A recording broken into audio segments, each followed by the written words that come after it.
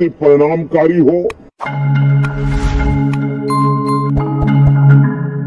ভারত বাংলাদেশের সীমান্ত চুক্তি নিয়ে বাংলাদেশ সরকারের বক্তব্যের জবাব দিয়েছে ভারত।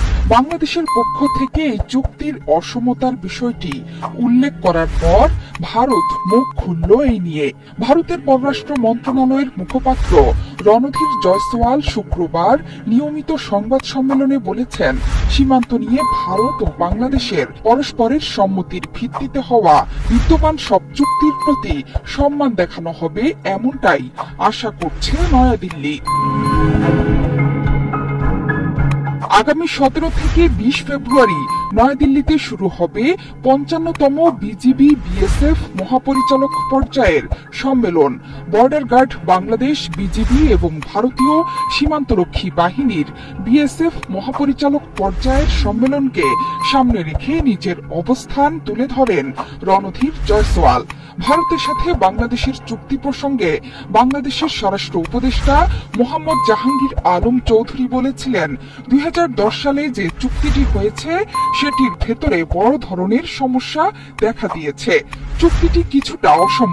তাই এই বক্তব্যের প্রসঙ্গে রণধীর জয়সওয়াল বলেছেন, দুই দেশের সীমান্তরক্ষী বাহিনীর মহাপরিচালক পর্যায়ের সম্মেলনে সীমান্ত সম্পর্কিত সব বিষয় নিয়ে আলোচনার প্রস্তাব করা হয়েছে। পাশাপাশি এবারের সম্মেলনে বাংলাদেশের কথার টোন আলাদা হবে বলেও জানান জাহাঙ্গীর আলম। তিনি আরো বলেন, ভারতীয় নাগরিক, বিএসএফ ও অন্য যারা সীমান্তে হত্যা করছে, এটি যেভাবে হোক তাদের বন্ধ করতে হবে। অনেক সময় দেখা গেছে সীমান্ত থেকে কৃষিকাজ করার সময় বাংলাদেশের নাগরিক ধরে নিয়ে যায় বিএসএফ। এটি যেন তারা না করে সেটাও তাদের বলা হবে বলে জানান স্বরাষ্ট্র উপদেষ্টা।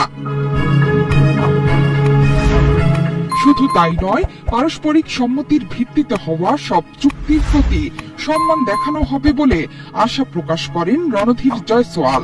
ভারত বাংলাদেশ এবং দুই দেশের সীমান্তরক্ষী বাহিনীর মধ্যে কাঠামোগত সম্পর্কের ভিত্তিতে এসব চুক্তি হয়েছে বলেও দাবি করেন তিনি। তিনি আরো বলেন, এসব চুক্তি ভারত ও বাংলাদেশের সীমান্তে উভয়ের জন্য সুবিধাজনক নিরাপত্তা, বাণিজ্য ও অবকাঠামো তৈরির সুযোগ এনে দিয়েছে। সে কারণে সবগুলো চুক্তিকে সম্মান জানানো হবে বলে আশা প্রকাশ করেন তিনি। পাশাপাশি এই ব্রিফিং এ ভারতের প্রধানমন্ত্রী নরেন্দ্র মোদীর আমেরিকা সফর নিয়েও কথা বলেন রণধীর।